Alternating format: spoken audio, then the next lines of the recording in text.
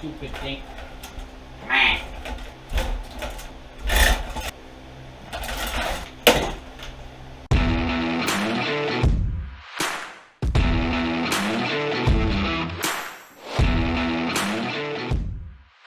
Hey guys, VR&R back today, and today we're going to get right back into what we started. So today we're going to be looking into seeing why this track on this sled is locked up. We're going to be digging into the chain case, and we're going to be seeing what we can get done today. So let's get right to it. So alright, like I said guys, we're going to be getting right back into it.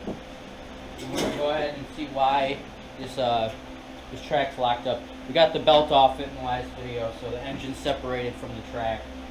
So we're going to go ahead and get in on the other side, and we're going to take a look at the chain case.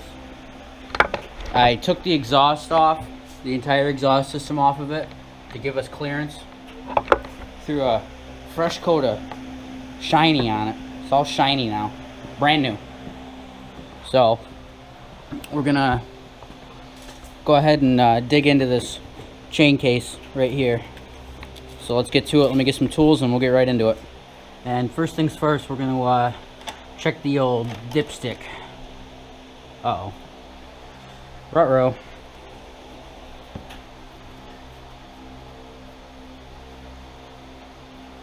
Well, I don't see anything on there yet. Let's try it again. Uh-oh. Yeah, guys, there's no oil in here. So we're going to go ahead and take this chain case cover off and see what it looks like in there. I'm hoping I don't gotta buy a chain and gears for this thing. So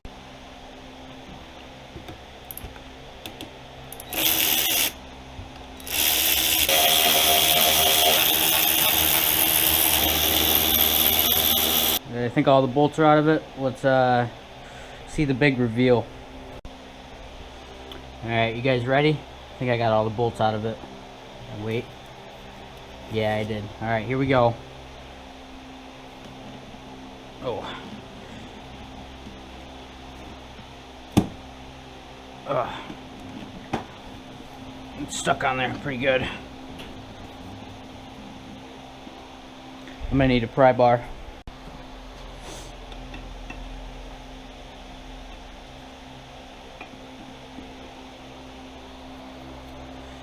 You want to be careful not to damage the sealing surfaces of the cases. Something don't feel right here though, I'll tell you that right now.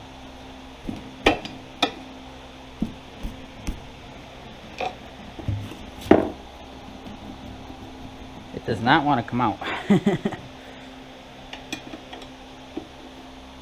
What is going on here? Oh, Jesus. Bigger pry bar. Oh, it popped. Ah, there we go.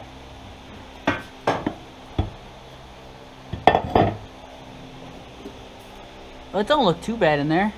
No oil in it, but it don't look too bad.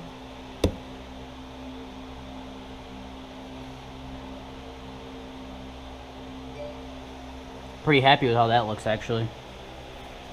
So we're gonna go ahead and pull this chain off here. We're gonna have to pull out this tensioner, this jam nut right here.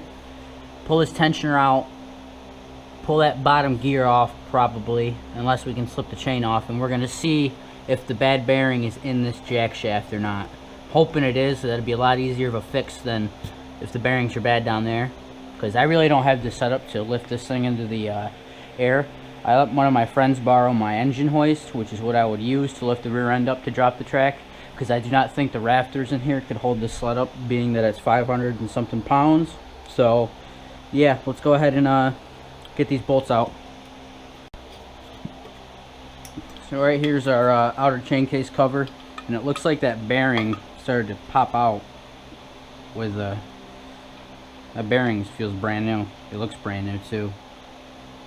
Somebody's been in here recently, I think. So we're just gonna set that there, and then we gotta loosen that jam nut. Oh, Jesus. Yeah, that was tight.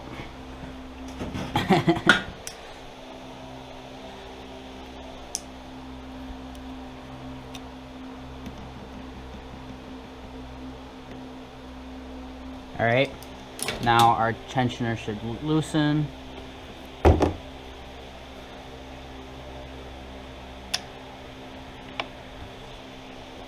Go ahead and pop off our tensioner. It just sits on there. Just got a little bearing on a wheel. That feels pretty good. Probably leave that where it is. Now, can we slide the... Okay, cool. Slide the chain out. Chain feels to be in decent shape. There's our chain. Triple link chain. Looks to be in very good condition.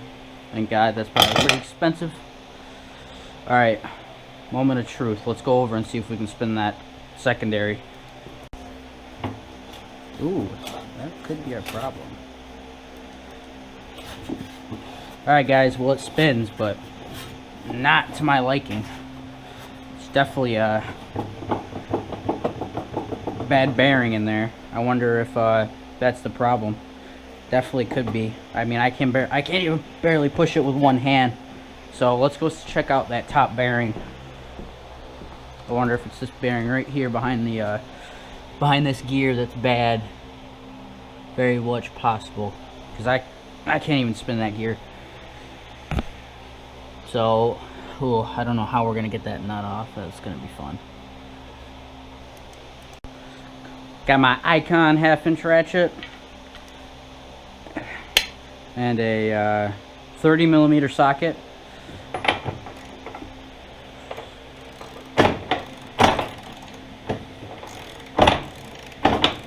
Yeah, I had a feeling that was going to be a problem. I don't think I'm going to be able to get this off without another person to hold the secondary, so we might have to come back to this when I can get somebody to help me, because I can't fit an impact in there. There's no hole. Can I pull this off? No, it's all one piece.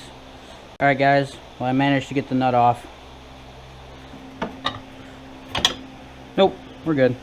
Just shoved a little pry bar in there. I wouldn't recommend that. It's a good way to break your clutch, but got the job done, right? So we got a nut, a washer, a gear, a spacer.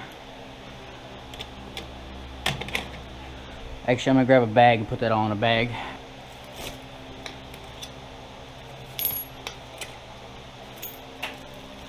For internal engine parts, stuff like that, you should probably keep it in bags. I would recommend that. Now, it looks like we've got a C-clip.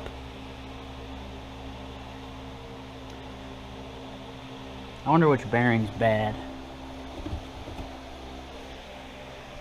So I want to get the track in the air and see if the track spins.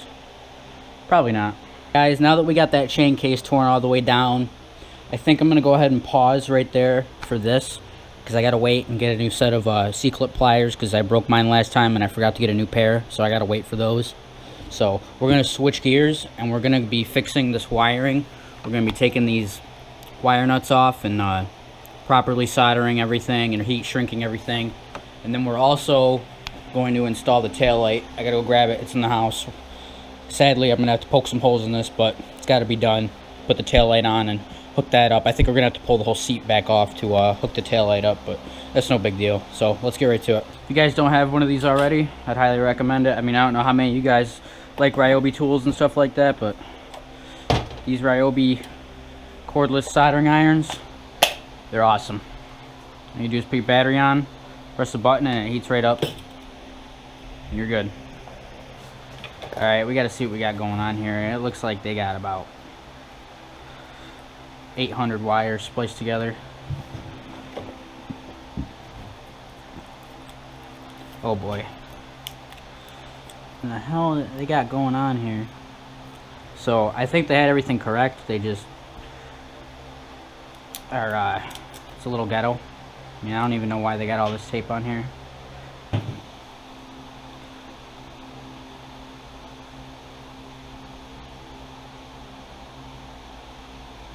I don't have a lighter, but I got map gas.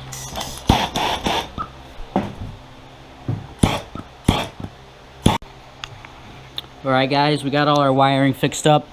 We got it all soldered, heat shrinked. Alright guys, so next up we're going to be installing the taillight. I got the taillight off of eBay. Hopefully it works. Alright guys, I got my taillight right here. Got this guy off of eBay last year. Just never got around to installing it. Check the bulb, make sure it's good. Yeah, bulb is good. So what we're going to have to do is we're going to have to stick the bolts through the backside here. Figure out where the holes are, poke the bolts through, and probably just skim it with a razor blade so the bolt pokes through, and then make a hole for the connector. I want to do this just right, because if I don't, you're gonna see it, and I'd really be angry. You can kind of see the indentation right there where this is supposed to go, so obviously that's where it goes, and then the holes right there. So let me get the bolts, poke them through, and grab a razor blade. And alright guys, see there's our bolt right there. So literally I'm just gonna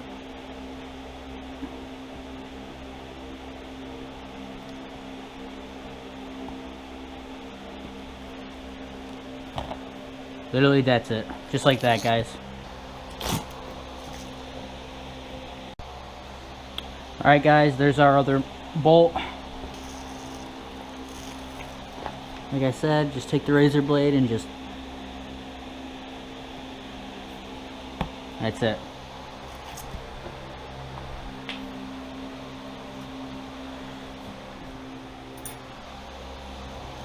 And then we're gonna have to make a slit. Let's make sure everything lines up before I cut another hole. Yep, everything lines up. So we're gonna have to make a slit for the connector to go through, and we'll be good. Sorry guys, I don't know if you could see that indentation for that hole. That's right where the bulb socket goes through. So I'm gonna just a small slice right in the center.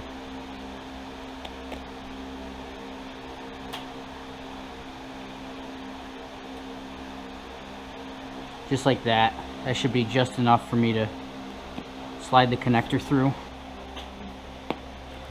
Yep, perfect. Alright guys, now we've got to push these through. We're going to be kind of fighting the leather here. So, alright, you guys aren't going to be able to see it, but I'm going to plug the headlight in to the original harness. Alright, got that plugged in. So now we just need to get a 10mm on the one side and on the other side and bolt it up.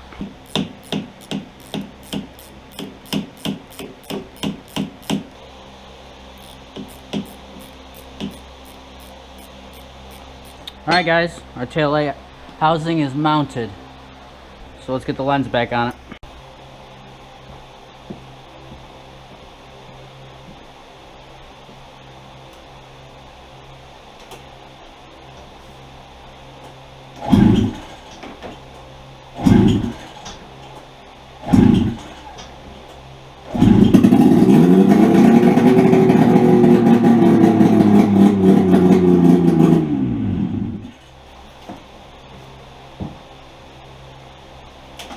Holy crap, that was loud.